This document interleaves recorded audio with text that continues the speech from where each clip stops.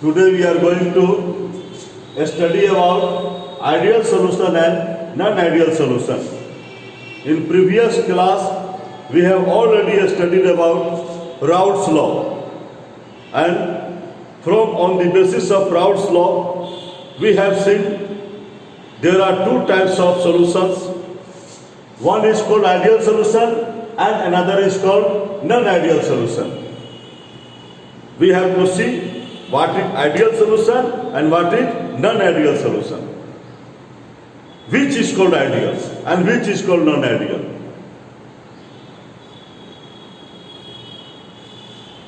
Anything which obey law is ideal, and anything which does not obey law is non-ideal. It is simple, see, it is simple. ये छोटी सी बात है कि जो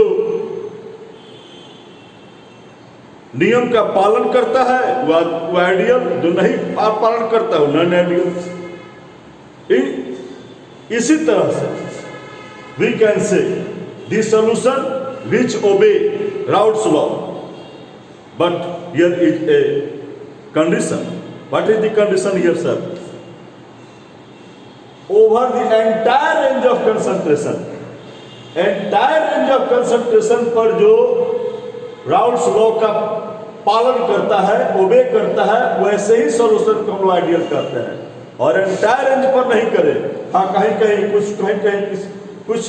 कुछ जगह कर दे, कुछ कंसंट्रेशन पर कर दे, लेकिन एंटायर रेंज कंसंट्रेशन पर नहीं करे तो उसको नॉन आइडियल कहते हैं. और जो एंटायर रेंज ऑफ कंसंट्रेशन पर राउल्ट लॉ को ओबे करे उसको आइडियल कहते हैं. तो हम लोग यहाँ दोनों चीज देखेंगे, आइडियल और नॉन आइडियल का डिफिनेशन भी देखे और इनका हम डिफरेंस भी देखते चलेंगे. आइडियल की एक खासियत है कि इनकी इंथैल्पी जो है मिक्सिंग का जीरो होता है और वॉल्यूम जो है मिक्सिंग का वो भी जीरो होता है. ये क्या कह दिए सर, इंथैल्पी जीरो होता है ये मिक्सिंग?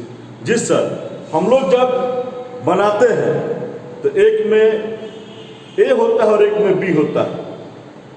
तो ए और बी को जो हमने मिलाया और इंथैल्पी सेम रह गया, इंथैल्पी में नो चेंज इन इंथैल्पी, तो हम लोग कहेंगे कि ये भाई आइडियल है. और ए और बी को मिलाया और दोनों का वॉल्यूम जो लिया, दोनों को वॉल्यूम मिलाने के बाद मान लीजिए कि 1 लीटर वाटर 1 लीटर अल्कोहल मिलाए और 2 लीटर हुआ, उससे कम या ज़्यादा नहीं हुआ, तो हम कहेंगे कि दो change in volume, that is volume of mixing is zero. तो हम लोग देख लिए इस चीज़ को भी, लेकिन यहाँ पर इंथैल्पी ऑफ मिक्सिंग जीरो नहीं है, enthalpy of volume of mixing भी जीरो नहीं है. ये नॉन आइडियल की मामला है. एक और चीज देखते हैं यहाँ पर कि ए और बी को जो मिलाए हैं तो ए का अपने ए के अणुओं के साथ जो इंटरेक्शन है, बी का अपने बी के अणुओं के साथ जो इंटरेक्शन है, वही इंटरेक्शन अगर ए और बी के बीच भी रहे तो हम लोग कहेंगे कि आइडियल है.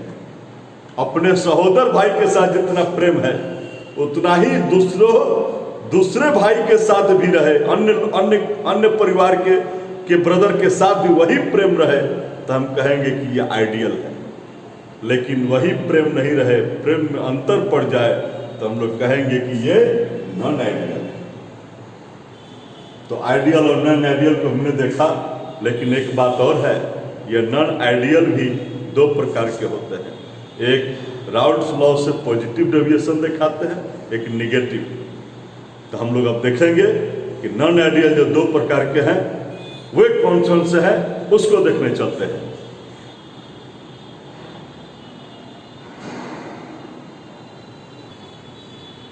तो जो राउल्ट नियम का ओबे करते हैं वो आइडियल, जो ओबे नहीं करते हैं वो नॉन आइडियल. लेकिन नॉन आइडियल में भी जो राउल्ट नियम से जो वैल्यू आ रहा है, जो प्रेडिक्शन आ रहा है, उससे यदि ज्यादा मिले वेपर प्रेशर, राउल्ट लॉ जितना बता रहा है उससे यदि ज्यादा मिले, उससे यदि हायर हो,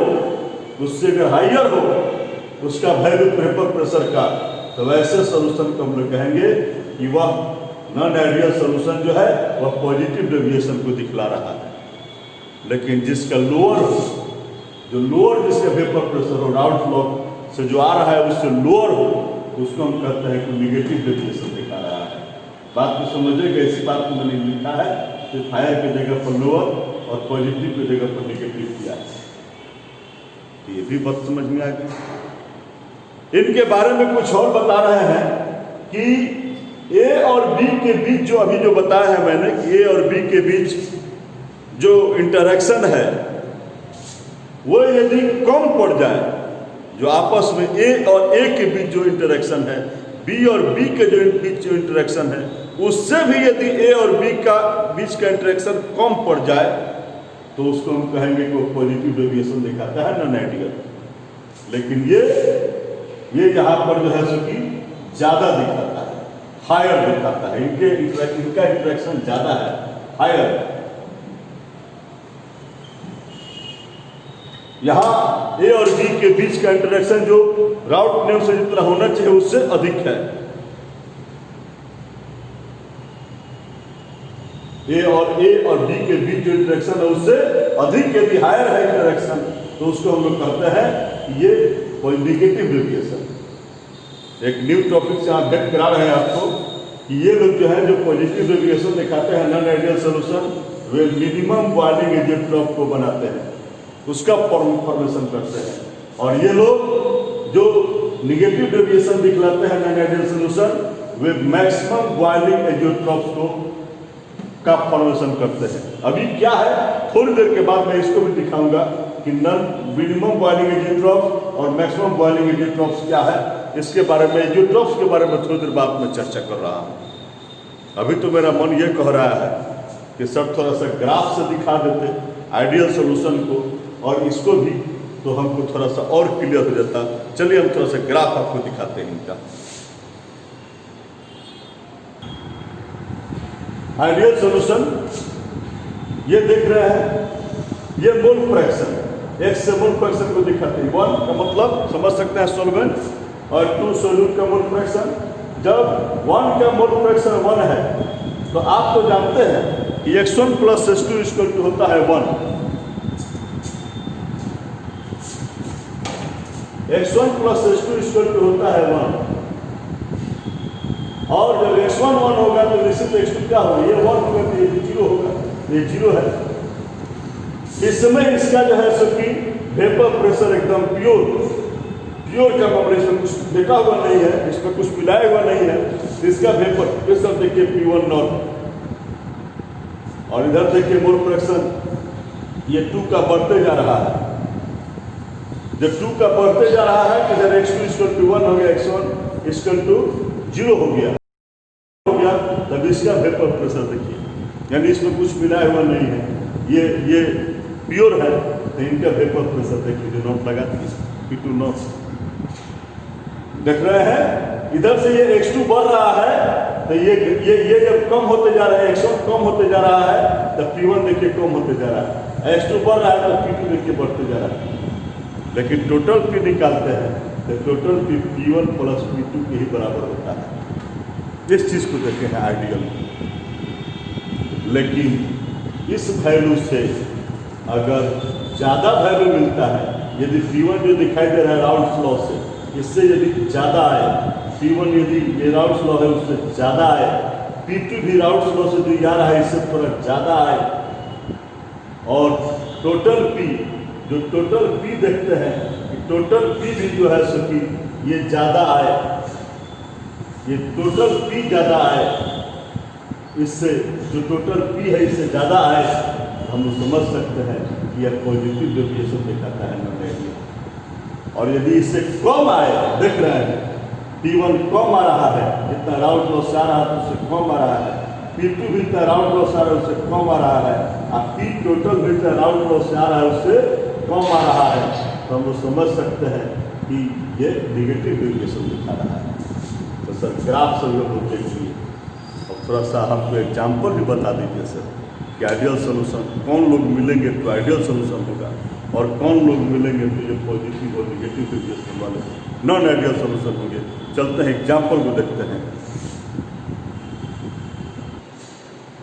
यदि एन हेक्सेन और एन हेप्टेन को सर मिला दीजिए तो आइडियल सोल्यूशन बनता है। ब्रोमो इथेन और क्लोरो एथेन को सर मिला दीजिए तो आइडियल सोल्यूशन बनता है। बेंजीन और टोल्यून को मिला दीजिएगा सर तो आइडियल सोल्यूशन बनता है। लेकिन सर इथेनॉल एथेनॉल और एसीटोन, एथेनॉल और एसीटोन, एथेनॉल और एसीटोन को मिलाते हैं सर तो ये पॉजिटिव डेविएशन वाले नॉन आइडियल सोल्यूशन है। ठीक उसी प्रकार कार्बन डाइसल्फाइड एसीटोन को मिलाते हैं तभी पॉजिटिव डेविएशन वाले नॉन आइडियल सोल्यूशन मिलते हैं।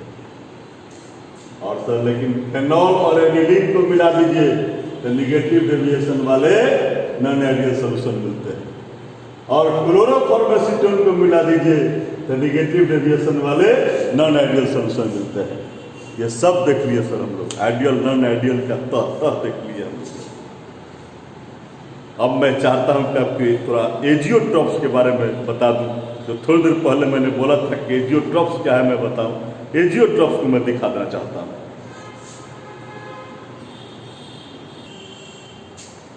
एजियोट्रॉप्स ये बाइनरी मिक्सचर होते हैं, बाइनरी मिक्सचर होते हैं, ध्यान रखिएगा।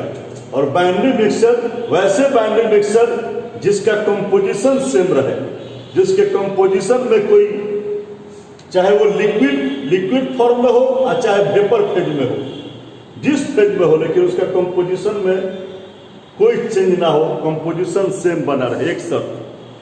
एक शर्त बताया कि जिसका कंपोजिशन सेम हो, कब लिक्विड में हो तब भी और वेपर फेज में हो तब भी। और दूसरी बात बताते हैं कि उसका वह जो है एक कांस्टेंट टेम्परेचर पर बॉयल होता हो, कांस्टेंट टेम्परेचर पर बॉयल होता हो। दो शर्त मैंने बताया तो उसी को हम लोग एजियोट्रॉप्स कहते हैं। इन दो शर्तों को देखिए तो वही लोग एजियोट्रॉप्स कहलाते हैं। इनमें एक खासियत है कि इनको आप फ्रैक्शनल डिस्टिलेशन द्वारा इनके कंपोनेंट्स को आप अलग नहीं कर सकते हो। जो कंपोनेंट जिनको मिलाकर आप बनाए हो और उसे चाहो कि फ्रैक्शनल डिस्टिलेशन से इसको अलग अलग कर दे, एजियोट्रॉप वैसे होते हैं जिनके कंपोनेंट्स का फ्रैक्शनल डिस्टिलेशन से अलग नहीं कर सकते हो। ये दो प्रकार के होते हैं, एक मिनिमम बॉइलिंग एजियोट्रॉप, एक मैक्सिमम बॉइलिंग एजियोट्रॉप। मिनिमम के बारे में बताया है और मैक्सिमम के बारे में बताया है कि मिनिमम कौन, तो जो positive deviation non ideal solution जो पॉजिटिव डेविएशन दिखाते हैं वे मिनिमम बॉइलिंग एजियोट्रॉप्स का निर्माण करते हैं, और जो निगेटिव डेविएशन दिखाते हैं non ideal way maximum boiling azeotropes का निर्माण करते हैं। एग्जाम्पल दोनों का दिखा देते हैं। ये मिनिमम बॉइलिंग एजियोट्रॉप्स अल्कोहल 95% और वाटर, और ये मैक्सिमम बॉइलिंग एजियोट्रॉप्स ये HNO3 बहुतों बार एग्जाम में पूछा है। HNO3 68% और वाटर 32%। इसको थोड़ा सा ध्यान में रखेंगे। एक छोटी सी टॉपिक है कि सर हेनरी लॉ और राउट्स लॉ में कितनी समानता है, कितनी सिमिलरिटी है, थोड़ा सा हम देखना चाहते हैं कितनी सिमिलरिटी है।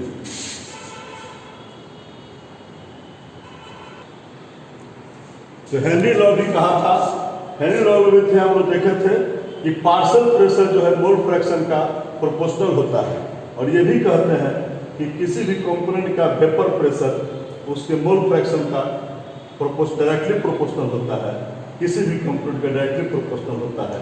यहाँ पर प्रोपोर्शनल घटाया है तो K मिल रहा है हेनरी कांस्टेंट, और यहाँ पर घटाया है तो उसका जो है कंपोनेंट का जो प्योर अवस्था में जो वेपर प्रेशर होता है उसी का वैल्यू यहाँ पर पुट है, प्योर अवस्था वाला। बस इतनी सी की डिफरेंस। बाकी दोनों आदमी ने तो वही बात कहा कि प्रेशर मोल फ्रैक्शन दोनों के बीच directly proportional, pressure mole fraction का डायरेक्टली प्रोपोर्शनल होता है। ठीक है, इसी चीज़ के साथ फिर मिलते हैं आपसे नेक्स्ट एपिसोड में, और हम लोग वहाँ देखेंगे आगे चलकर कोलिगेटिव प्रॉपर्टी के बारे में जानेंगे। आज के लिए इतना हम लोग देखें, मिलते हैं नेक्स्ट एपिसोड में। थैंक्स।